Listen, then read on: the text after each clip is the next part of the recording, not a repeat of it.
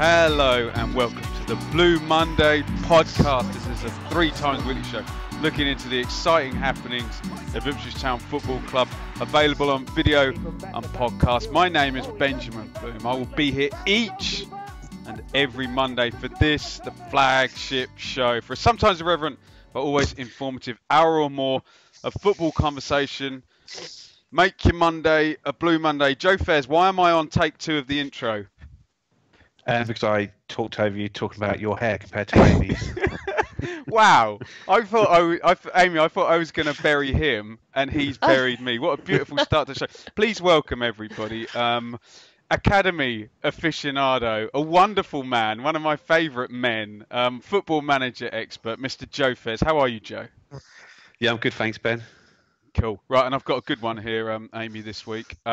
She is the estranged granddaughter of American botanical artists, painter of natural history and writer Doris Downs, born 1961. Welcome back to the show, Amy really Downs. like I literally Googled famous people called Downs. How you Well, doing? it does seem to become a bit of a running theme for my episodes, hasn't it? It's been nice. People want it, and Blue Monday is about giving the people what they want, Joe. Absolutely. It's also yet another reason for me not to change my name when I get married. There you go. Absolutely. Let's do the news first before we get into the incredible nonsense that led up to the Bolton game this week. But first off, in the press on Thursday, Paul Lambert clearing up his comments from last week, Amy. He says, I was asked a question about it, and the only way we'll go is if Marcus makes a change. He was a bit prickly, saying storm in a teacup. Did he need to address this business of his comments last week after the whole game, and has it helped? Excuse me, I just, without thinking, rolled my eyes because it's doing my nut in, to be honest. I was quite shocked at the reaction, but all I can, from fans panicking that he's on his way, all I can think is just that, honestly, if we did lose him, it would be an utter disaster. It would be the last 6 months or whatever it is we've had him now, completely down the pan. So I do understand the worry, but for me, he was being an honest, hard-working football manager, saying, my job isn't safe, I'm not being complacent, I know that I need to keep working and turn the results around. So he's not going to turn around and say, oh yeah, my job's safe, because that just sounds arrogant. But sadly, I do think it probably needed to be addressed. And if he was asked again on yesterday, then of course he had to answer it. But for me, I think it was storm in a teacup's perfect way to describe it. You agree with that, Joe? Yeah, to an extent. I think he did. I think Brenner put his back up when he was asking the questions last week, and his defence went up, and he said some things which could be interpreted wrongly. Even at the press conference this last week, he still kept not given a particularly straight answer, and it wasn't until Stu's actually said, if you do not resign, will you be here next year? Effectively, like, is the only way you're going to not be here if Evan sacks you definitively? And he did then answer that question, but it did take a lot of eking out to get him to say what we all expected it to be and what we wanted to hear. It's reminiscent of the amount of times they asked McCarthy if he was going to go to Ireland. But McCarthy actually wanted to go to Ireland, though. But not like in place of us, us, did he? Yeah, he never answered it because he did want to go. This is a very alpha male Scotsman, isn't it, who wants to be in control of the exchange and probably felt like he didn't, like he wasn't. But it seems swept under the carpet for now. So hopefully, maybe it was just a slow news week last week and there wasn't really anything to talk about with the game. But there was something to talk about this week, Joe, because Alan Judge, Ipswich Town's 31, signs a 2-year deal with an option for a third. So the standard Marcus Evans contract. Talk to me about this signing and how important he could be if fit for, say, 35 games next season in League One, Joe. I think it's good news on sort of both accounts. Of firstly, that he has probably been our best player since he signed. He seems to have raised standards amongst the squad. It just sort of reminds me of when we signed Jim Agilton the first time. And I think when you did that, talk with David Johnson on the podcast, and he said that when he came in, everything just went up a level. He wanted to get on the ball all the time, and it seems like that with Judge. He hasn't quite had the end product to go with what he's trying to do as yet, but that will surely come when you look at his quality. And secondly, it also shows that Evans is willing to back his manager in League One, because I can't imagine this was an easy deal to do on a League One budget, which, like, we're not kidding anyone. We know we are in League One next season. Evans knows that. Judge knows that. Lambert knows that. And he managed to get that deal done. So that is a feather in Evans' cap and a sign that he's going to back Lambert. Amy, on Judge? Completely over the moon, absolutely ecstatic. Did a little dance around my front room when I heard we'd done it. I'd actually tweeted like half an hour before or something ridiculous like that the only thing I want out of Ipswich Town this year is for us to sign Alan Judge, because I genuinely believe he will make that much difference to the side next year. He's going to be a class above in League One. They are just not going to know what to do with him. I absolutely adore him. But I also think credit to him as well for he is championship quality, and probably within a better team he'd be getting more out of it maybe. So the fact that he obviously likes the club and he obviously wants to come here, obviously because he's signed. So I think fair play to him for not thinking, oh, the League One next year, I'm better than that. He wants to be a part of it, and hopefully he'll get to be part of League One champions next year. After this injury jinx, I don't even want to tempt fate, but there we go. That would just finish the season off. But I won't even complete the sentence. Amy, Town's penultimate game at Sheffield United has now been moved to 5:15 after everybody else has played on the penultimate week of the season, 27th of April. So Town fans could potentially see the Blades go in for promotion in that game if they have any kind of 4-point lead. Is this going to be a bit tasty for our boys at the end of April? I feel for the people who've got to travel back. I know Sheffield's not a massive journey, but it's not nice delaying it. It's annoying because it's messed up our last away game of the season, but as far as I'm concerned, it gives us an extra 2 hours in the pub, which is never a bad thing. I just think we're already going to be gone by then. Those last 2 games of the season, we potentially could mess up the top 3 a little bit, but I don't know. That Sheffield United are on a bit of a roll at the minute, I think, aren't they? So I like the fact that we could impact what's going on at the top end. But for us, do we even bother turning up?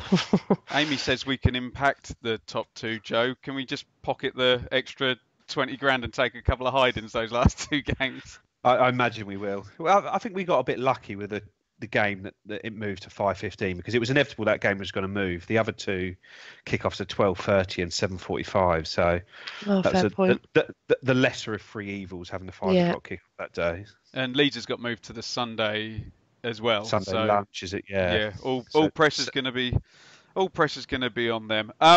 Right, guys. The rest of this news is literally all just this complete crapshoot of going into this game. So I'll get your thoughts on it first, but I'll just read through the timeline of what the hell happened in between Tuesday and Saturday that forced both myself and Joe to literally just say, no, screw it, I'm not going. This is ridiculous. So Tuesday, no supporters will be allowed to enter the stadium at Bolton. They have not provided evidence they can deliver the matchday operation to the standard required. So this was the first report, despite the fact that we were all told that EFL weren't allowed to do behind closed doors games. On Wednesday, kind of unrelated but kind of related, Bolton are in court again for their unpaid HMRC bill, which could, worst case scenario, see Bolton liquidated. This is then adjourned until the Monday after the season finishes. So good news for everybody that Bolton's not going to get liquidated before the game. Wednesday night, the Safety Advisory Committee meet and say that the game can go ahead if there's adequate staff numbers. Then on Thursday morning, the prohibition notice is lifted. The staff get paid, but the players don't. And the game is going ahead after all. And then on Friday, the final straw really, A mysterious, quote, critical IT failure in the stadium puts the game in doubt again. I'd like to remind you again that the players weren't paid, and then there was an IT failure. I'm not going to libel anybody, but you do the maths with that one. A decision will be made by 7:30 a.m. And I saw tweets from fans who were getting trains out of London and whatnot before 7:30 a.m. All paid for tickets, accommodation, etc., etc. Utterly ridiculous. And then the Ipswich Town Twitter at 2:55 a.m. on Saturday morning tweets that the game, whatever quote IT issue, whatever that's a euphemism for, has been resolved and the game is going ahead. Amy, I've never seen anything like it. Talk me through. I mean, you're up north anyway, so less of a burden. But still, if you've made your plans and spent your money, you know you don't want to be messed about. Talk to me about your reading of those events. It was quite fun. It was, at least it was a bit of interest in a build up to a game that we were probably dreading. I think it, honestly, I know it sounds silly, but I feel like it kind of added to the atmosphere on the day, because it was like it's on again, it's off again, and everybody was talking about how they'd had to, they'd travelled up the night before and didn't even know if they were going to get a game to go to, or they'd had to get up at 6 o'clock and leave Ipswich, and they still didn't even know if they were going to be able to go and watch a game of football, but they still came. Or for me, I was actually awake when Ipswich put the tweet out because my son had woken me up. So I was like, oh, good, my day's going ahead as planned then. But I do feel for the people who had to wake up in the morning and not know what was going on, whether they were going to be halfway up the M1 and have to turn around again.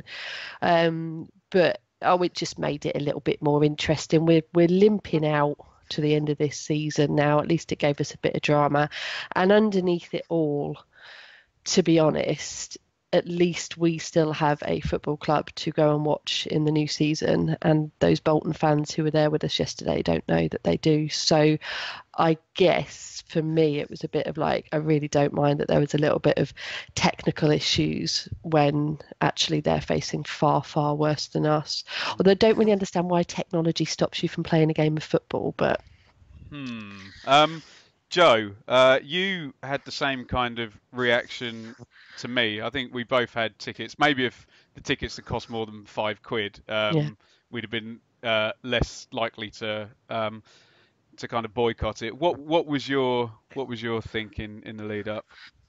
Well, I didn't expect the game to be cancelled during the week, because if you speak to any football finance experts like you've had on previously, Matchday is the time when the clubs make their money, and if it was a case of paying the staff to make some money, that was a case of investing X pound to get back 1,000 times X pounds back. So I wasn't particularly worried, unless the clubs are going to go out of business on the Wednesday. But the staff were always going to get paid, so I didn't really expect that. But then when it said the IT issues, I just got to the pub on the Friday, 4:30, just walked in the pub, saw the IT issues. I spoke to the couple of guys I was going with. They were going on a works night out, and it said a decision is going to be made by 7:30 in the morning. Well, that was affecting everyone's night that night before. We were planning on leaving at 7:30, and it meant we're going to have, if the decision wasn't going to come until exactly that point, we were going to have to be up ready to go, sacrificed our Friday night for it, and we all just took a collective view of it's not really worth it. I didn't actually do anything on the Friday night, but it was just a case of it's not really worth the hassle. We'll just make plans for the Saturday, and I'll catch the game on iFollow. I'll just nip across to Germany to watch it on iFollow and come straight back after the game. If anyone at iFollow is listening. I got a bit of blowback, as I always do, online, but it's just business at the end of the day, and I've got to protect my YouTube work, and it got to 4 o'clock and I looked, and Leeds is always good numbers, and I'm like, I can get a decent ticket for Birmingham Leeds now, and I just bought one. I was just like, look, if they can't get their act together and do this, I love my Ipswich, but I can leave 2 hours later to go to Birmingham. There's a guarantee that game's gonna happen, and it's not a relegation dead rubber. But look, we make light of it. I totally echo Amy's point that the Wednesday and potential liquidation. I know we always get these, Villa had 2 hours, and I know HMRC have done, this is like the third winding up order this season for Bolton, but there's a bigger message here with these owners have got to stop risking the futures of clubs. I know 180 million is 180 million, but it's someone is going to go under. I know we've said it for a few years now, but someone's going to go under, and it's clubs have done it in the lower leagues, haven't they? The Herefords and teams like that lower down, they have gone under, and it won't be a championship club will go at some point. And Bolton, if they keep going up to there and they keep having these people that aren't fit to own a football club as their potential saviours, then they're likely to go at some point. But hopefully that isn't the case, and it isn't anytime soon. But someone will go at some point, and it wouldn't surprise me if it was Bolton last week. And no disrespect to Hereford, Joe. This is Bolton Wanderers' first FA Cup final.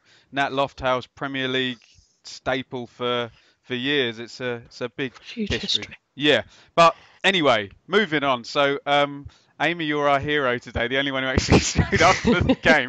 We did all have tickets, but Joe and I took a view, let's just say. So 5 changes for Town. The team looked something like this. Białkowski in goal. Emmanuel Chambers, James Collins back. Kenlock make up the defence. Dazelle skews Bishop across the middle. Edwards, Quainer, and Judge sort of front three-ish, if you view it that way. Your views on that lineup, Amy? Yeah, I was happy with it. I hadn't realised, I think it was Nolan, was it? I hadn't actually realised he was out, so I was a bit disappointed I wouldn't get to see him play. But I was happy with it. Really happy that Collins was playing. And a little bit nervous, unfoundedly so, that Quainer was the one up front. But yeah, happy. No, shame to have so many changes when we seem to have been on a bit of a flow lately. But yeah, Joe? Whatever, to be honest. Joe, on that team, sorry? Yeah, well, positive when you look at 8 of 11 contracted past the end of this season. Plus, you've got Josh Emmanuel there, who is trying to earn a deal and will no doubt sign it if one is offered to him. So, and then it's only James Collins and Colin Quainer that aren't, and you don't really have a choice with Quainer because we don't really have any striking options at the moment. So, I think it was very much a team with next season in mind. So, Lambert's doing his work, and I was pleased with how he set the team up. Bolton lineup: Matthews in goal, Olkowski, who's decent player at right back, Wheater, Beavers, Taylor. The ever unpredictable Amiobi, Williams, Callum Connolly, familiar face, Buckley, O'Neill, and McGuinness up front. So, first half, I'll take you up to the goal. A deep corner, Buckley heads back across. Amiobi can't spin from point blank range up your end there, Amy. Dazelle near post corner here, 2 Bolton players go for the same ball, just flashes past the post. And Joe, this takes us to the first goal, and you were at pains to point out as well the initial build-up where the triangle and Edwards breaking the line, some good football before it even gets back to Chambers, and you take over there. Yeah, so it ended up, I think it was Guion Edwards, Alan Judge, Andre Dazelle, Josh Emmanuel playing on the right-hand side of the pitch. Some really neat interplay, which had happened a few times in that first half. A neat bit of interplay. Ball came to Edwards, who was sort of one-on-one with the centre-back, drove past him, pulled the cross in, but it was cleared. Ball cleared straight to Josh Emmanuel out wide, who rolls the ball back to Chambers, who all that training a right back, Joe, hey? Finds his inner David Beckham and whips in that was a really good ball, whips in. Quainer unmarked and a good header from the turtle. Amy, deserved at that point? Oh, without a doubt. I mean, to be honest, I think the first little note that I made for myself was after about 20 minutes. So it took a long time for anything to even happen in the game. It was a dull, boring affair up until the goal. But I think that we were by far the team that were on top. Bolton looked like they were still warming up. They were training, to be honest. They just didn't look like they'd got out of the starting blocks. We were the ones in control. I don't think they had any significant opportunities.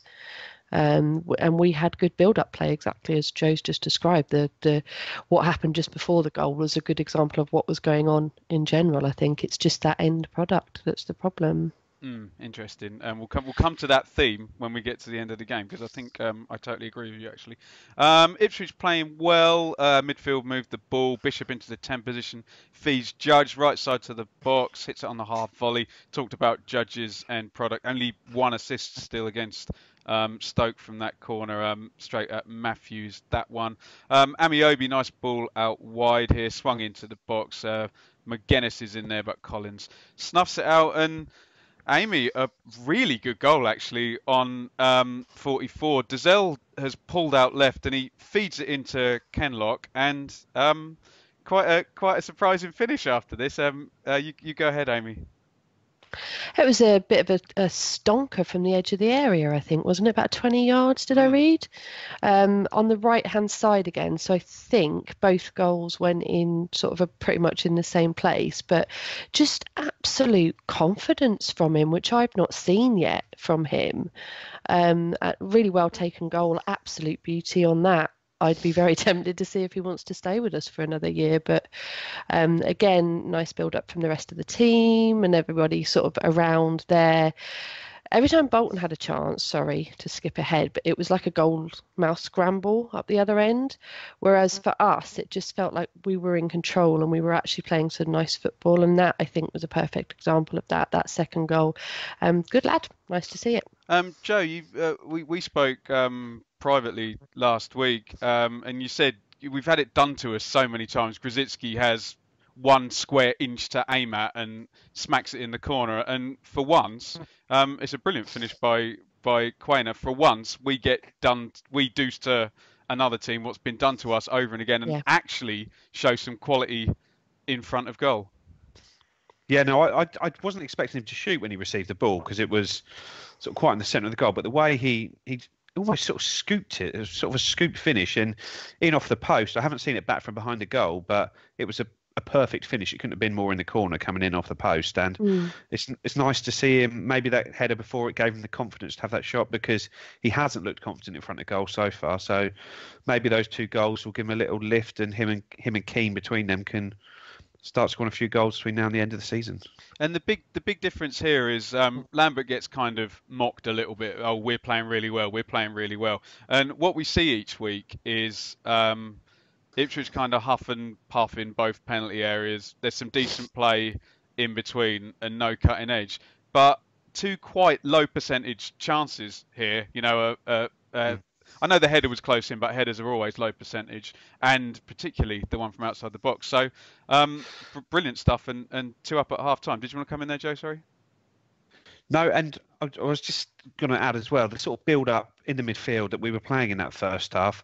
Dazelle was getting on the ball, switching play. Him and Kenlock were working out well together. Both Dazelle and Bishop were almost getting across the touchline, working in triangles. Judge and Edwards were getting on the same side of the pitch, and we were working well, but we did still lack. I know we had the header from Quainer where he scored from, but we did still lack that man in the middle for a lot of our good work. A lot of times there was crosses, there was no one in there to receive them, and Edwards putting them in, and it's just literally going straight over to the fullback. So there needs to be a little bit of a balance, maybe a midfielder who more naturally gets into the box, or a striker who stays in there. That was still a little bit lacking. And I think the buzzword in football stats now is big chance, isn't it? It's trying to create more of these big chances that we see certain teams create by the bucket load every single game. Amy, from what I hear, the second half was a bit of a mess, to be honest. So I'll go through on what I've seen and get your feedback. Olkowski down the right, he's unlucky to be playing for Bolton, to be honest. Deep cross for Buckley, shanks the finish. Town attack down there, right? Edwards, Emmanuel, big overlap, recycled here. Judge skews, nice chip in. Downs, who's come on as a sub, is not Zidane and can't either chest that down or head that as well. Chambers takes one in an uncomfortable place. They recycle that corner, and then Ostuma, the shortest footballer in the league. Good strike through the crowd straight at Bialkowski. And then, Amy, just when you wanted your nice clean sheet, I mean, obviously, look, We've been 2-0 up away at Birmingham earlier in the season. So, look, I'll take 2-1 all day long. But a really crap goal, and comes from our attack, actually, because Kenlock's in the box, cuts back for once. Horrible touch by Judge. Bolton counter, McGuinness Oztuma. Amiobi feeds Olkowski. And, Amy, what the hell happens when this cross goes in? Well, we all were like looking at each other because from our end, obviously, we couldn't tell what had happened, Right. but you could see all the players like looking at the ref and the ref looking around at the liner or whatever, and nobody really knew what went. He did, to be fair, he made the decision quite quickly, but you could tell that it was close. It looked like it had been cleared off the line, obviously, as it had, but yeah, it was a bit, it was unlucky, and it was a shame because the whole team, particularly Mr. Chambers, had been putting literally their whole bodies in front of the ball to stop, bless him, to stop the ball getting anywhere. There'd been a couple of nice saves from Bart as well, but I do think it was a shame because the defence, Collins and Chambers together, I love. Collins was just so cool and calm, and Chambers was giving it everything to make sure that we got this win. It mattered so much to him. And I think as well, without wanting to tell you how to run your podcast, I don't want to skip over some of the chances that we did have. Yeah, go ahead. Some of the really good play in the second half. There was when my fast becoming my favourite player behind Judge, Mr. Chalobah, came on. Just the energy that he brought to the side. Once the subs had settled down, Chalobah, Edwards, although I think he actually went off, but he would like towards the very end. Chalobah and Edwards down the left-hand side. I was on the left-hand side of the goal. There was some really nice play between them and Quainer and Judge, and we had a few chances. Judge, if he'd hit it right, could have scored a third, and probably then it wouldn't have gone up the other end and conceded. The hardest thing about that goal was the fact that we didn't know how long was left. I didn't hear how many minutes injury time was announced. Nobody knew. So we're all stood there going, oh my God, we're going to lose 3-2. Because of course you expect that as soon as we score a goal. But thankfully, I think it must have been about 30 seconds before the referee then blew the whistle. Thank God.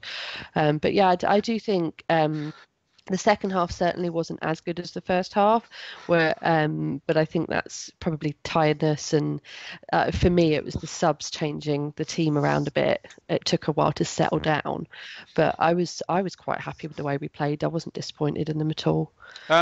Joe, second half summons up, and whose fault was that goal? It was a bit flat the second half for me. There was, as Amy said, there was a few bits of play, but generally we didn't get on the ball as much as we had in the first half. We were playing from deeper, but whether that was Lambert trying to get us to see out a game, and like sort of Amy made the point, and yourself said it, talking about Bolton's goal, that was a prime chance for Judge to hit that for 3-0, and we went down the other end of the pitch and conceded a really poor straight goal. After. And 3-0, that would have looked a much better scoreline. But I don't think anyone's really fussed about the scoreline. I think they were all just pleased with the win, that we managed to see it out. The goal, I think Bart should have done better. He's come out for that. He's flapped at it. He's got underneath the ball. And I'm not really sure what Emmanuel was doing, but he wasn't expecting it. But once Emmanuel had knocked it back to Collins, I think Collins could have done a little bit better on the line and actually hooked it away. But Alex Maffey on the commentary was amazed that the ref could give that without the linesman giving it, because he didn't realise they have their watches. Yeah. So he was incredulous for a few seconds before Brenner explained it to him. Oh, and I heard that the hospitality. I'll say no more about what Alex Maffey might be up to pre-game, but there we go. Moving on swiftly from that. Summons up, Joe, on the game before we go to questions. I thought it was a really good win. I know people say it's only Bolton; they're a very poor side, but Bolton went and beat QPR last week, who again aren't the best side, but have beaten us twice this year. And well, have they? I can't even remember the away game there. Probably 5-0 aggregate score. Beaten us twice this year. Bolton was still in with a chance of staying up, a very slim chance, no doubt. But had Rotherham not won yesterday and Bolton won, that gap would have become a lot smaller. So it wasn't a dead rubber for them. It was a dead rubber for us. But only looking at the tables now makes it into more of a dead rubber. But that was you had to go there and beat a side fighting for their lives. Yeah. Amy? I agree. You can only play what's put in front of you, and Bolton were very, very poor yesterday. Perhaps even more so made worse because of the week that they've had. It wasn't a very good game of football. It was reminiscent of Mick McCarthy times in terms of there's really nothing going for us here. This is But we going to be needed that, Amy, when we were 2-0 up at Birmingham earlier in the season, didn't we? We needed a agreed. mixed second half, didn't we? Yeah, absolutely. And if that is what, like you say, if that's what Lambert was doing, was sitting back a bit to try and keep the result, I'd never ever criticised McCarthy for that because I completely understood what he was doing, and it was what worked, and it worked for us yesterday. But having said that, you can only play what's in front of you, and I think we were definitely the better side. And for me, if that's an example of what League One, people that thinks we're going to bounce back up straight away, easy peasy. But I do think that if that's an example of what League One is going to be like, we'll be fine. Interesting. Bolton, remember, promoted from League One last season. Let's get into the questions on Twitter, as always, at Blue Monday ITFC. We'll start with Joe because this one's directed to him. Dale Ellis asked for Joe. Dylan Crowe involved with England, so make assumption he's a good player. Not really mentioned this year. Lambert seemed to suggest he's unhappy with his situation. Any chances of him getting near the first team? Can you tell us about Dylan Crowe and what he does, and any chance of him getting near the first team? He's a young right back who has played for England, I think under 15s, but definitely 16s, 17s, and 18s. Played in the Euros last year. But this year's been a bit start-stop for him. He had a long injury in the middle of the year, probably out for the best part of 3 months. And this is his second year as a scholar. Last year, in his first year, he played almost exclusively for the under-21s. Did well, but this year he's gone. Both his injury and I assume there's some sort of contract holdout going on there because you've seen the stories in the papers linking him with Man United, Benfica, and whoever it is. But generally, any internationals we have, they get signed up on their 17th birthday. There's a deal waiting for them. He turned 17 over a year ago now, and he still hasn't been signed, which makes me think he probably won't be here next season. But he did get injured again recently for the under-23s, so maybe he's out for this season anyway, but maybe that injury may have put paid to any move he had. As a player, I don't rate him as highly as maybe the England staff do, but he's probably the quickest player at the club when it comes to pressing. When he goes, and he's really good at that side. But technically, his crossing sort of lets himself down, and he wastes some decent opportunities. But I don't think we'll see him here. Interesting. Amy, this is Benjamin Aurier. Do we overrate some of our youngsters? Are they going to be as crucial in League One as we think they will? The latter part, yes, I think so, definitely. I think when you talk to people who are down, whose teams are in that league and have been for a while, a lot of them say it's you youngsters that really matter in that league, possibly more so than the older players who maybe will be a bit too old for it and struggle with their pace. But I can see where they're coming from. Dizelle had a part in one of our chances in the second half, and I genuinely had forgotten he was on the pitch. And I just think, like, he went off and he had a massive standing ovation, and fair play. I'd love for him to do well, and I really hope he stays. But I think that everybody's got this, like, especially when we lose, and they're like, oh, why isn't he playing Dizelle? Why isn't? Well, because he's just not quite there yet, and he wasn't quite there yet under McCarthy, and we've got to start trusting the managers that know better than us, rather than criticising just because they're ours. And I think it's also worth pointing out that actually we also have a habit of going completely the other way. When Luke Hyam started playing for us, he was, the second coming. And then as people realised, he was probably a bit more defensive than they were expecting or wanting, because as has been the story of the last 7 years, we've needed a striker, or we've needed attacking players.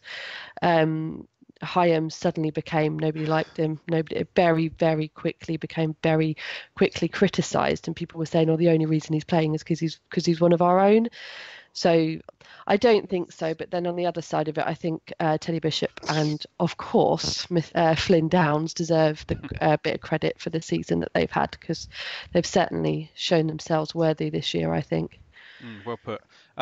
Joe, this is John of the Southwest supporters branch. Could it be the first time for many years that we get all our transfer business done early? Signs are good with numerous contract extensions secured and Judge now signed up. I think he's sort of referring to Mr. Paul Hurst and Jordan Graham and all of that splurge coming in at the end of August, and obviously Daryl Murphy being sold right at the end of the deadline. Joe, would you actually be pleased if nothing happens between July and September and everything's all nailed down? Oh yeah, that'd be absolutely ideal if that could happen. If we could go away for pre-season to this Germany tour, have the squad in place and be working on our patterns of play and our fitness and making sure everyone is up to it. But inevitably there will be some business done later in the window. It's just how it goes when the season starts. But last year we did far too much, and I said it at the time. We took this pre-season training camp to Portugal or Spain. I can't remember which one it was, where Hurst made such a big deal about the fitness on it. And come the start of the season, by the 1st of September, we were named an 18-man squad for a game, and only about 5 players had been on this pre-season, which was going to set us up for the year. And we were always fighting a losing battle from there. And hopefully Lambert, because of the work Hurst has done, we've got a lot of players on contracts now. We aren't going to be able to wheel and deal. We have got a huge number of players out of contract, but we've got a huge number of players still in contract next year. So Lambert's going to have to work with what we've got, and the majority of those will be in place for the first day of pre-season. Good. David Diamond of this parish asks, are Leeds going to bottle automatics? But we will get on to that. I'm sure you're itching to talk about Leeds, Amy. We'll get on to that in the roundup. Tim, devil's advocate time. Is this win a bit like the Swansea win for Paul Hurst? Remember, this Swansea win was rather fluky, let's just say the least. Swansea missed about 8 big chances, and we had about 4 attacks and scored 3 goals. But you seem to think otherwise, Amy. A bit of a better performance? Yeah, I think so. Sorry, I've completely lost my train of thought. Read the last bit of the question again. I was watching poor old Joe. You look freezing. Tim's asking about was this win a flash in the pan? I think basically. Oh, ours, yeah, of course it was. Sorry, that was a really quick. I was thinking right when I answered yes. No, look, my next the 2 games that I've got remaining for this season that I'm going to be going to see is Sheffield United and hopefully Leeds at home. Brentford during the week we haven't got a hope against, and obviously there's a couple of others in there. I just think that Bolton are the first team I've seen this season that were worse than us, and everybody else we've got left to play is definitely better than us. So if we can keep going with draws for the rest of the season, I'll be happy, because I think that just shows us going down with a bit of fight against teams that are much better. Yes, it probably was a bit of a flash in the pan, but isn't it nice to have it? Interesting. Joe, Jack's Larder, if you could sign one of Keane or Quainer, who would it be? Keane. And why? I thought you might say that. I just think he's a better all-round player. Considering Quainer scored yesterday, I still thought in that first half hour he struggled to get into the game. He drifts out into the wide roles, and when you're playing one up front, that guy's got to be a focal point, and he's got to stay within the 6-yard box, sort of the width of the 6-yard box. And Keane does that. Like I say, if Keane could stay fit, he wouldn't be even on our consideration for us, because he'd be a top-end Championship striker if he could stay fit. And I think that would be a difficult deal to do, but if we could get that one done, I'd have a huge amount of confidence going into next season. Interesting. Amy, Simon at Portman Gins. A cross came in, Quainer jumped, Quainer won the header, and Quainer scored. What is the bloke next to me in the Pioneer going to moan about now? When Quainer scored his second, everybody looked around at each other and we were all like, what a 2 goal. goals. It's 2-0 to us away. What the hell is happening? And then it was like, oh my God, it was Quainer. What is going on? Everybody had been moaning about Quainer in the pub beforehand, bless him. So I'm just enjoying the complete unlikelihood of it, and the fact that it happened. It was really nice at half time, actually, because everybody was just so shocked and fully expecting them to come back and equalise. But it was nice. It was all part of the fun, I think, the fact that it was Quainer and not somebody that we'd expected. Joe, this is Mullet, who was also at the game yesterday. If yesterday was a glimpse of next season, how much of that team will change and how much of it needs to change to be successful? Let me just give you the 11 again, Joe, real quick. Bart, Mm. Emmanuel, Chambers, Collins, Kenlock, Dazelle, Skews, Bishop, Edwards, Quainer, Judge. I personally think Bart will stay because I don't really see who's going to sign him to bring him in as a number one, and I don't think he's got any interest in going anywhere as a number two. But what will be on that one. Defensively, I think Emmanuel, Chambers, and Kenlock will all be part of the starting, maybe not the starting team for both Emmanuel and Kenlock, but they'll be part of the squad. Collins totally up in the air. If he can stay fit between now and the end of the season, do we want to give him another year? I personally would. Joe, the average wage below the top two in League One last year was £2,000. Yeah, but we're going to be in the top two. So okay, fair. But James Collins is expensive, isn't he?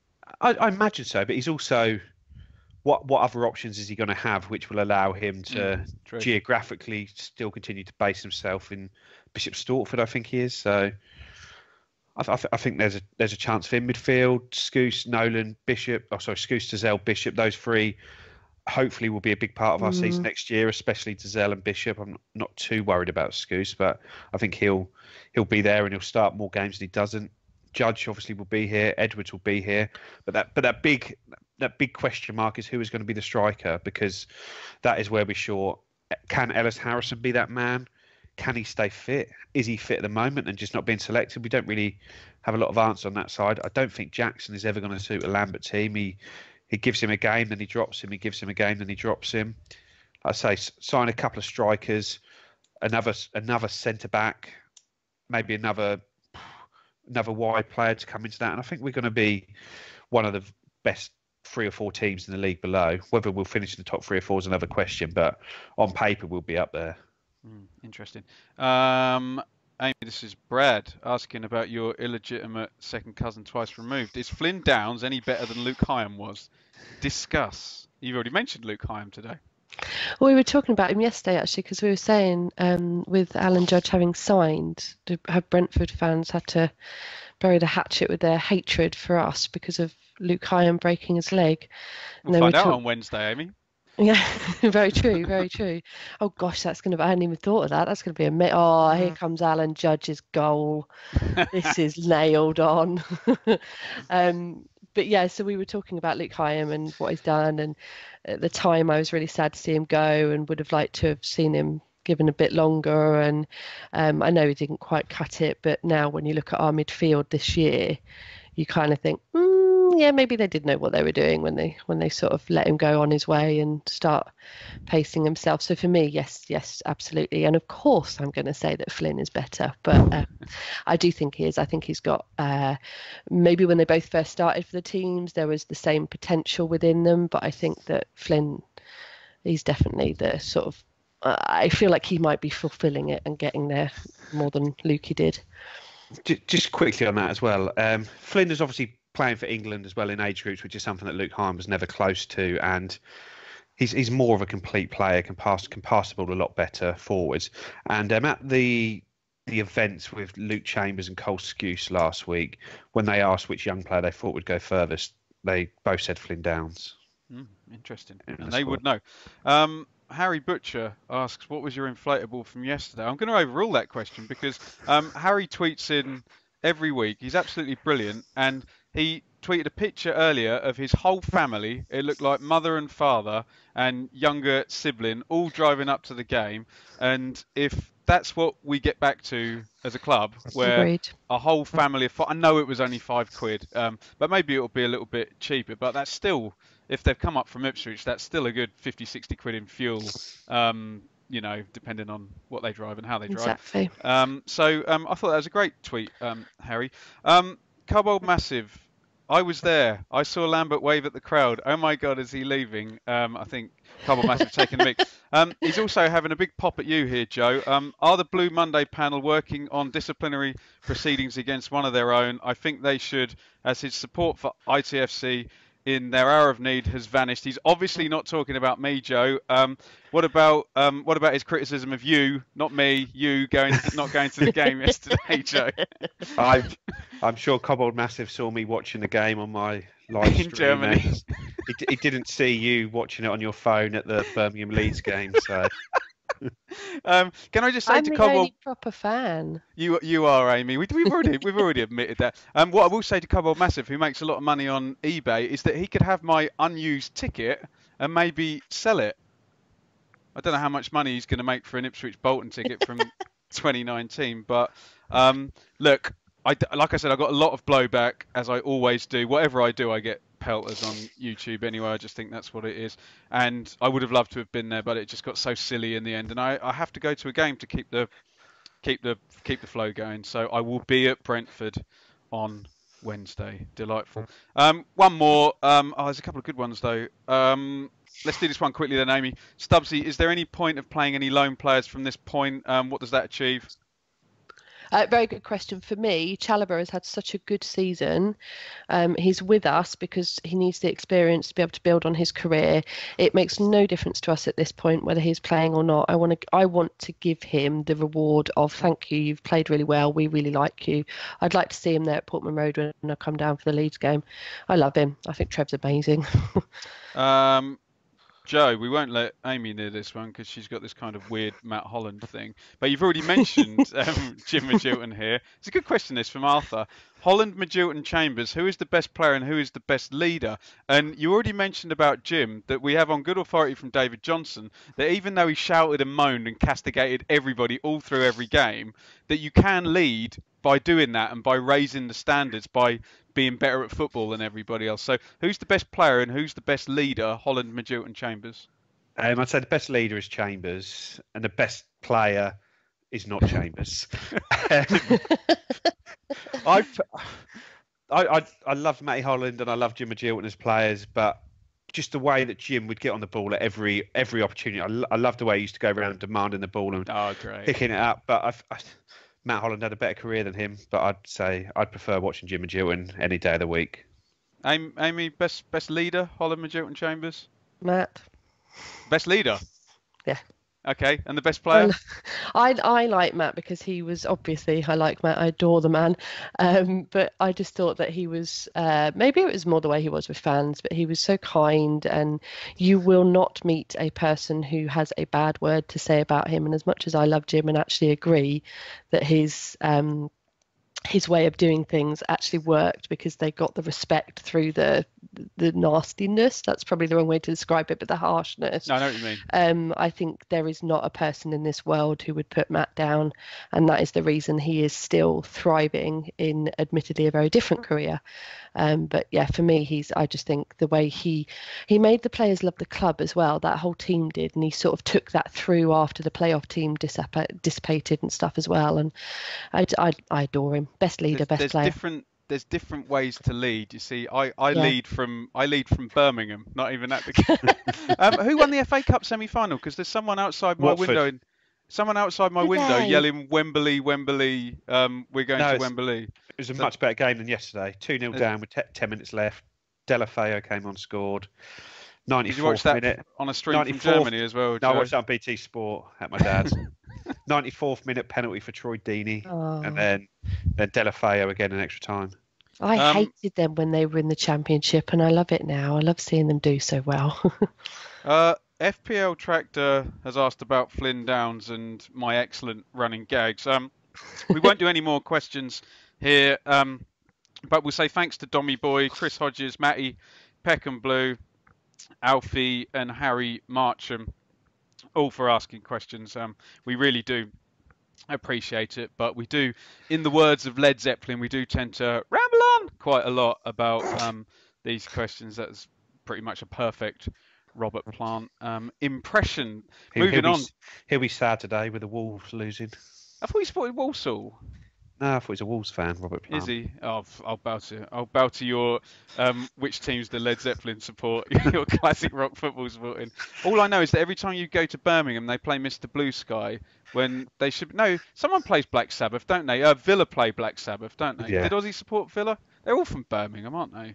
Slade. Sheffield would be the best one, wouldn't it? Because you'd have like Def Leppard, Pulp. Arctic Monkeys are from Sheffield as well. Yeah. Anyway, we digress. I'm sure someone will tweet us in. Who wants to talk about Norwich for QPR 0? Neither of you. No, just skip I watched it in the pub, actually. Were Norwich really good, or QPR really bad, or both, Amy? Norwich were phenomenal. It's horrible. Right, so There was they're a gone, lot aren't they? of They're gone. chants in the pub relating to what the players do with their sisters, but which was great fun.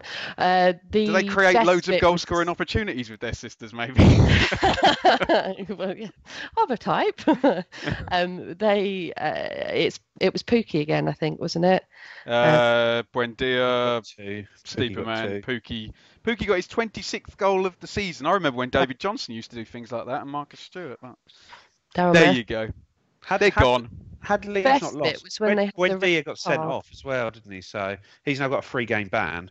So that could have Too caused late, him Joe. a few problems, but it is too late because Leeds lost. So Well, I don't think he even knew what was going on. He didn't. He looked really shocked that he'd been given the red card, and everyone was like, duh." tends to happen when you fly with your studs up. But There you go. We had an Argentinian player do that once. Hey, Preston 0, Sheffield United 1. Joe, they swapped places the last 3 weeks running, but I can see them swapping a few more times. David Mcgoldrick was 13th for the season, Joe. yeah, it was a relatively scrappy goal off the bar. He put it in. He did have a goal disallowed later in the game, and I didn't really see any. I only saw the highlights, but Preston didn't. They didn't show any good chances for Preston, and that's a hell of a result to go there and win with the form that they've been in since Christmas, really. Amy, you can answer David Diamond's question now. Are Leeds going to bottle it? I was there.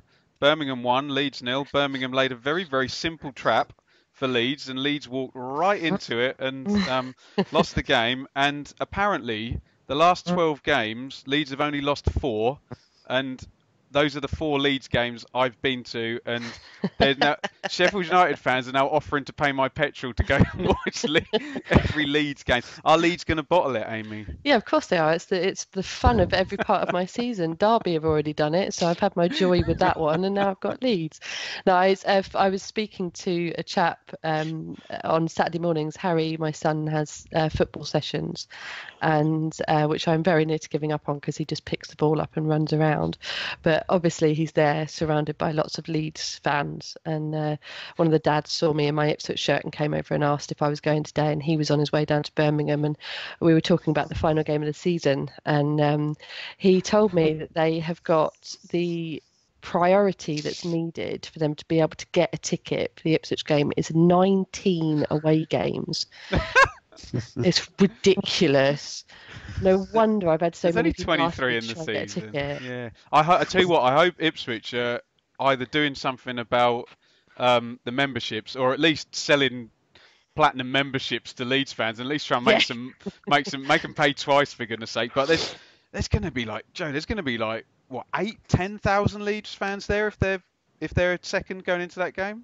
I'd imagine so. The town will be absolutely full of Leeds fans. I think there was somebody saying they normally book a hotel for games. They're an Ipswich fan. I tried to book one, and all the hotels in town centre are totally booked up. It's going to be, if Leeds don't go up, we'll end up like Bournemouth on that famous bank holiday weekend where the whole town was ripped to shreds and smashed up. Don't. Hey, what are you saying about people from Leeds, Joe? What if there's nothing on it as well? Because then they'll be bored and have tickets, and they probably just won't come then, will they? If there's nothing on it. No, but at that point we already have the money, so it's a nice little tickle for the club. They'll still have their 2,000 full allocation of away fans. They'll still sell that out, but the ones that have got tickets in the Ipswich ends and hotels with cancellation policies, I can't imagine are still going to come down for it. Interesting. Right, let's get through these quickly. West Brom massively inconsistent. Millwall 2, West Brom 0. Big win for Millwall on the basis that Rotherham won. Millwall would have been in the bottom 3. Amy, Millwall or Rotherham? Give me a name. Or Reading even. What, to survive or go down? To go down. I think Reading, so Rotherham maybe. Rotherham because I want the away game next year. Yeah, there you go. Wednesday 1, Villa 3. Joe, Dean Smith was quite modest about this one. I think they lucked out a bit at the end of this one, but they're on a hell of a run. Yeah, no, Wednesday are unbeaten under Steve Bruce, or were unbeaten under Steve Bruce, I should say. They were 1-0 up. I think it was 1-1. They looked by far the better side, missed a penalty, had a number of other chances, and it looked like if there was only going to be one winner, it was going to be Wednesday. And then Villa nicked it in the 92nd minute and then got another one later on that Abraham scored in the 94th and 95th. But Villa are on a hell of a run of form, but they got lucky today or yesterday. I would not want to play Villa in the playoffs, especially if I was Leeds and Leeds, Villa in the playoff final. Could be Grealish and Hernandez as well. It could be a really good game as well, though, couldn't it? Bristol City 2. Good luck getting a ticket. Mate, member at both. I'll be all right. I've got my priority points sorted. Bristol City 2, Wigan 2.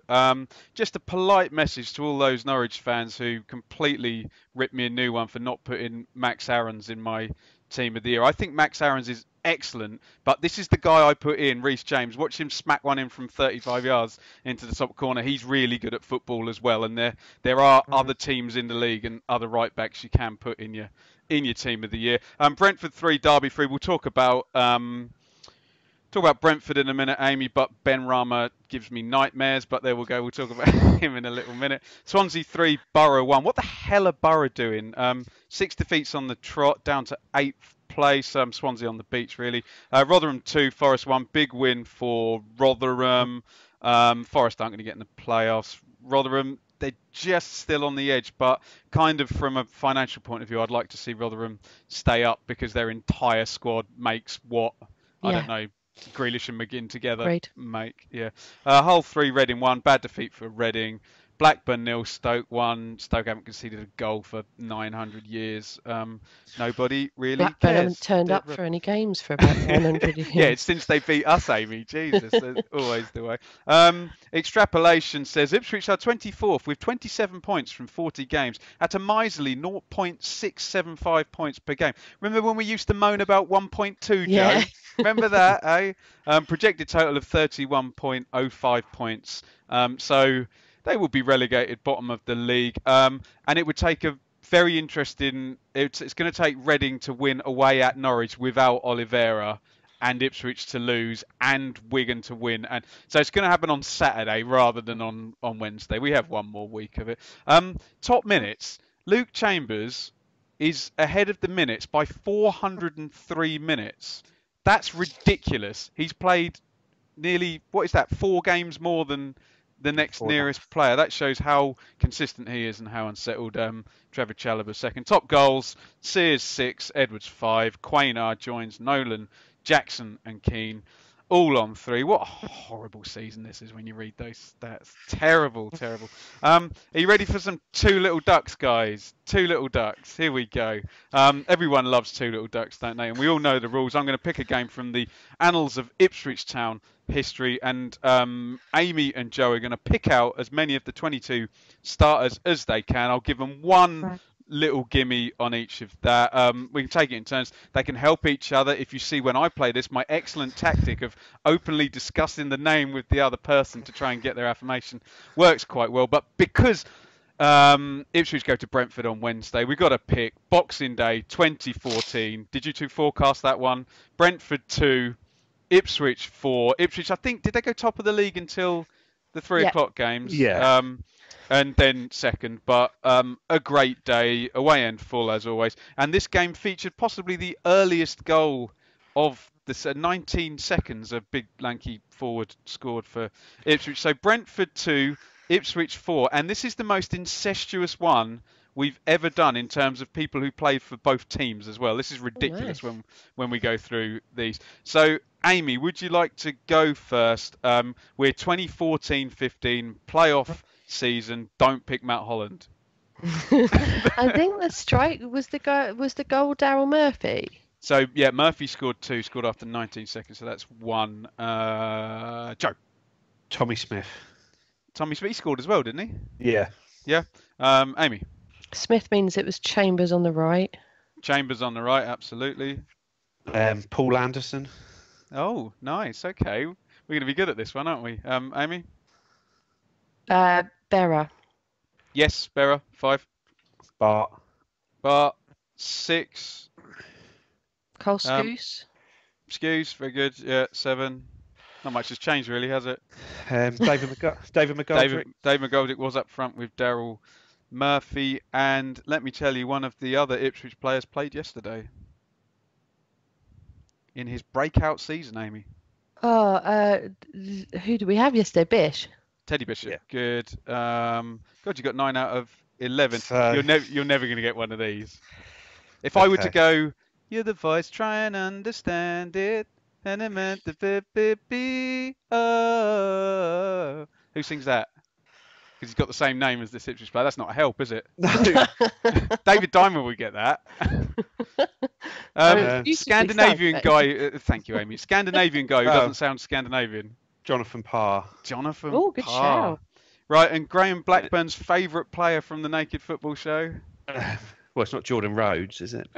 No, he's a rugby player now. I was going to say J Tab, but I wasn't J sure. Tab, beautiful. So that's all 11 Ipswich players. Nice. Hunt, High five, Joe. and Brew will do actually try and do it. Try and do it through Skype. 3, 2, 1. That was awful. Absolutely awful. Right, let's try and get some Brentford players. One of them is obviously one of my favourite Ipswich players of all time. Dougie. And I'm smiling. Dougie is in there. I saw one of them play for Birmingham yesterday. I saw two of them play for Birmingham yesterday, sorry. Jota. Hotter. And the big strapping centre-back. Harley Dean. Harley Dean. Another one of these played for Ipswich. Two more of these played for Ipswich. Alan Judge. And huge unit of a midfielder. Tumani Diagaraga. Tumani Diagaraga, good. One of them went to Norwich for loads of money, even though Norwich fans will tell you that they don't ever spend loads of money, but they do. Sergi Canos. Oh, no. Plays for Huddersfield now. Pritchard. Alex Pritchard. Pritchard. One of them is, Harry seems to mention him on every preview show. He's a little right back. He could part the sea. He's left them now, hasn't he? But I just can't think. He left and came back. Oh, let me help you with this. So, Button in goal. Odebajo, Harry's favourite player. Dean, Craig. Bidwell. Is that the same Bidwell who plays for QPR now, Joe? I know it's Jake Bidwell who's played for Everton. Yeah. I'm not sure where he is now. Yeah, he's Rangers. Douglas, Hotter, Pritchard. Good team, actually. Diagaraga, Judge and Andre Gray. Very good team. They've ultimately finished in the playoffs. But hey, you aced the Ipswich bit. That's the main thing. I'm sure someone will claim to get all 22. Let's talk about some Brentford now because we're off there on Wednesday. Although Amy's already done it, really, Joe. She said we haven't got hope in hell because they create a billion chances every game. Bees, 14th in the league. They're on the beach. They've got sand in their toes. They're eating ice cream. Lost, drawn. 63 goals, 6th highest in the league. As I say, darlings of XG create a million chances every game. Mopai 5th in the scoring charts with 21 in 38 games. Ben Rama 10 goals, 12 assists down the right of the Brentford attack. Joe, do you agree with Amy that this could be a high-scoring game and not all of the goals will be scored by Ipswich? No, because I don't think Brentford are that good. Whenever I watch them, they are flaky at the back. They go through these phases where they create load of chances, but they just don't score enough goals for the amount of chances they create. And while they always are high on the XG tables. I love the XG tables. But you watch them with your own eyes, and they always look like they should score more than they do. And it's got to be about quality of strikers as opposed to luck. While they keep missing, Mopai needs 3 chances to score 1, and like I say he's a good player, but he misses good chances every week. I'm not too worried about going to Brentford. I'm not saying we're going to win. I'd take a point now if offered it, but all right, I'm not particularly fit. Yeah. Right, wouldn't even get on the bus. But, I'm not particularly fearful of Brentford. I don't think they're as good as they're made out by the analytics community when you watch them with your own eyes. So, Amy, Joe's gone for a 3-0 win there then. What do you think?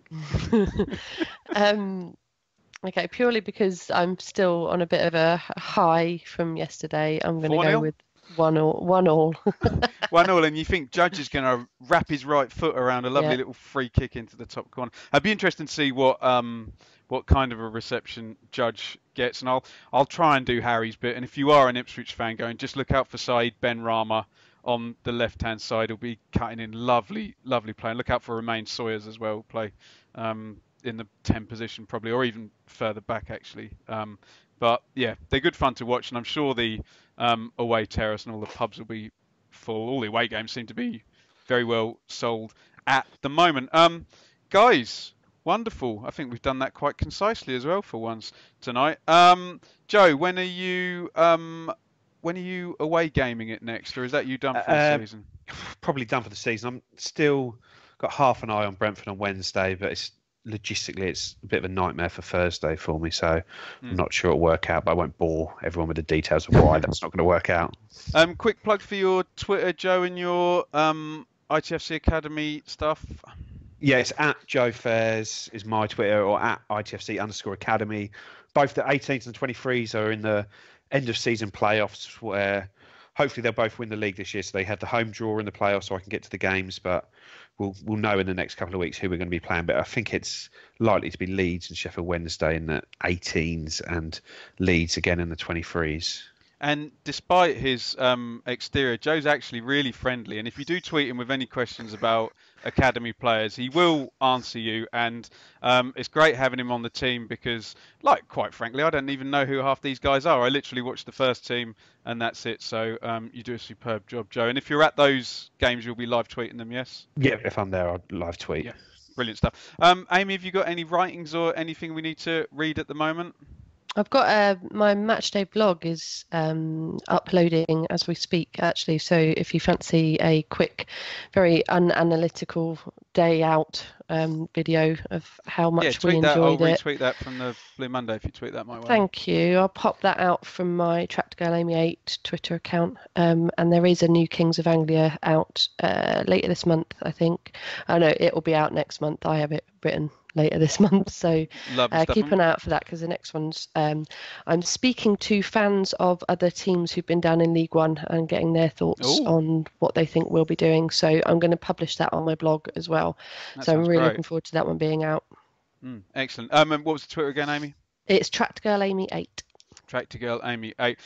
We're so disorganised on the pod, so I assume these two guys will be back at some point before the end of the season. If not, we'll do some kind of end of the season thing. So it will not be the last you see of Amy and Joe this season. I promise you. We need some shows over the summer. Should we just do a month at a time? That would be a nice 10 shows across the summer, won't it, when we do the season review? God, imagine that season review. We can start all the way back at the cup on the table. Can we not? All the way through boring enough, wasn't it, to recap? This is going to be torture this year. Going through it once is enough. Oh, it's got to be done though, Amy. Got to be done. So Amy won't be on the end of season reviews for that one then. You can do the 4 wins then, yeah? We'll do a 4 wins special. Well, I've now been there for 25% of them. Wow, unbelievable scenes. Right, thanks guys. As usual, follow us on Twitter at Blue Monday ITFC. Follow me on Twitter at Benjamin Bloom. Richard and Harry will be back on Thursday, and I believe I'm making a run in just to talk about the Brentford game, because it all gets a bit crazy now over Easter, and I think the flagship's going to be on the Tuesday. There's no point putting the flagship out. Who have we got on the Friday? We've got Preston and then Swansea. Yeah, so the flagship will probably be delayed by one day because, frankly, there'll be another game and we won't put it out. So bear with us. It's a bit tricky over Easter, but we will try and keep the content up. Say goodbye, Amy. See you soon. Say goodbye, Joe. Goodbye, Joe.